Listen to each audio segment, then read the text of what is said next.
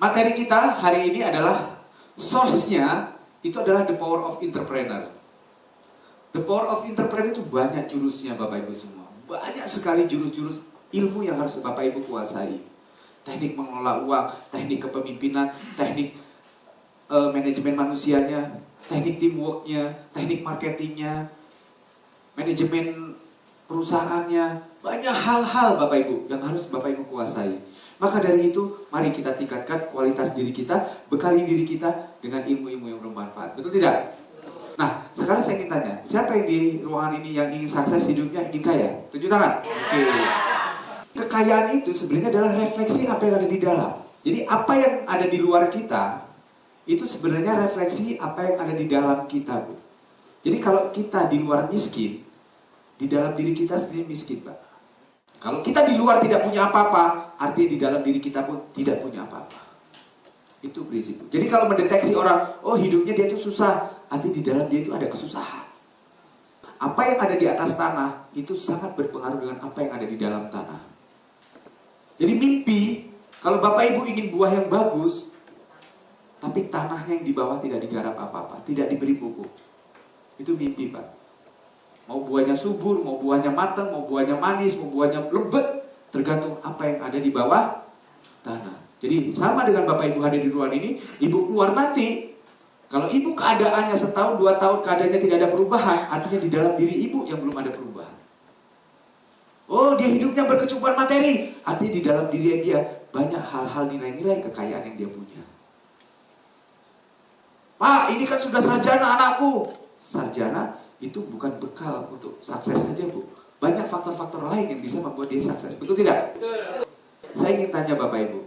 Kalau Bapak Ibu punya uang, terima duit dari Bapak gaji setiap bulan. Atau Bapak punya duit setiap bulan bekerja. Betul nggak? Ada penghasilan. Bapak lebih baik investasinya untuk leher ke bawah atau leher ke atas? Leher ke atas.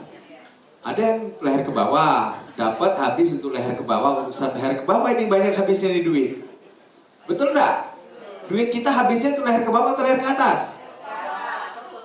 Hah?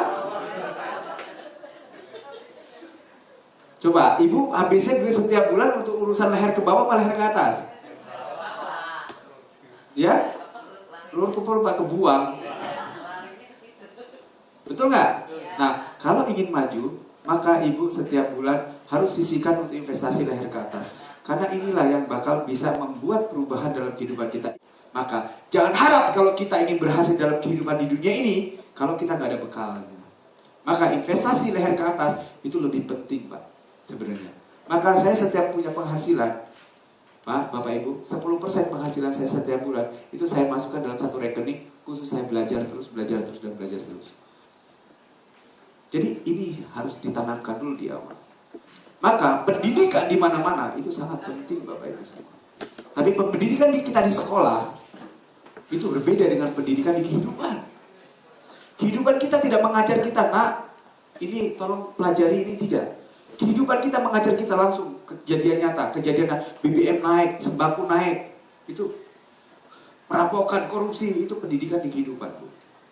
Kita bagaimana menyikapi itu semua, itu pantulan-pantulan semua. Jadi jangan mimpi Bapak Ibu ingin punya satu perubahan kehidupan yang lebih baik kalau tidak diawali dari dalam diri.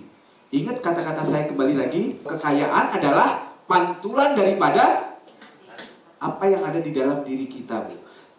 Jadi sebenarnya untuk menjadi kaya, apa resepnya? Tingkatkan kualitas di diri, Bapak Ibu semua. Kualitas diri itu hanya bisa ditingkatkan kalau kita terus belajar, Bapak Ibu.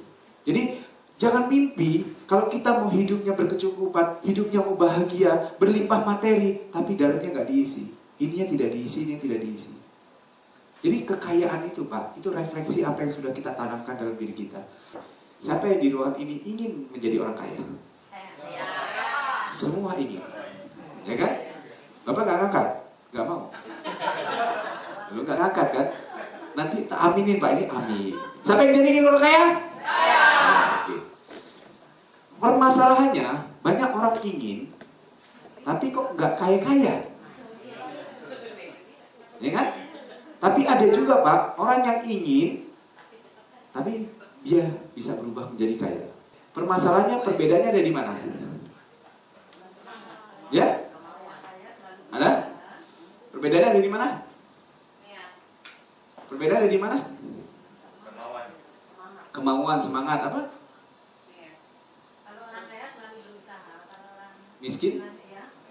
Orang miskin berusaha juga, Bu, sama-sama berusaha. Sama-sama orang kaya punya usaha.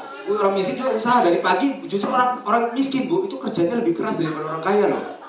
Serius. Pagi sudah berangkat kantor, Bu, sudah berangkat kerja, pulang-pulang anak istri udah tidur lagi tuh. Loh, orang kaya justru, Pak, kerjanya nggak ada, Pak. Iya, justru orang yang miskin, Pak, orang yang tidak kaya itu kerjanya lebih keras, Pak. Orang kelas menengah sama orang miskin itu kerjanya lebih keras, lebih capek. Kenapa? Karena dia tidak tahu cara-cara yang membuat dia kaya lebih cepat. Ada teknik-tekniknya, Pak. Untuk sukses pun sama dalam kehidupan ini. Jadi, yang membedakan ada orang ingin kaya dan ada orang ingin kaya betul-betul bisa kaya. Ada orang ingin kaya tetapi dia tidak kaya, tidak ada perubahan. Setahun, 2 tahun, 3 tahun begitu. Kalau dulu punya motor ya tahun ke tahun motor itu aja terus dia pakai. Kalau dulu jalan kaki ya tahun-tahun ke tahun ya jalan kaki terus. Gak ada perubahan ekonomi dalam kehidupan dia. Ingat kata saya bahwa kekayaan itu adalah refleksi apa yang ada di dalam diri kita. Kalau kita di luar miskin, tidak punya apa-apa, artinya di dalam diri kita juga miskin. Tidak ada nilai-nilai kekayaan. Jadi kalau saya mendeteksi orang sederhana, dia tidak punya apa-apa, berarti di dalamnya tidak punya apa-apa. Oh Pak, saya sarjana loh. Bukan sarjana.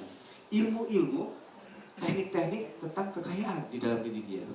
Keterampilan-keterampilan yang meningkatkan kekayaan, dia tidak punya. Kalau sarjana sih banyak. Saya punya profesor sampai sekarang naik motor butut pun masih ada. Bukan situ. Kekayaan tidak ada hubungan dengan sekolah. Banyak orang kaya tidak sekolah, banyak kan? Lalu nanti akan saya tunjukkan. Hanya tamat SMA kekayaan sudah 230 triliun. Hanya tamat SMA. Kalau ikut seminar saya yang kemarin, Bapak Ibu bisa lihat. Jadi yang membedakan mereka itu hasilnya Bapak Ibu mau kaya atau miskin itu tergantung daripada cara Ibu bertindak. Ingat, tindakan tadi ada yang sudah punya track, ada yang belum punya jalan.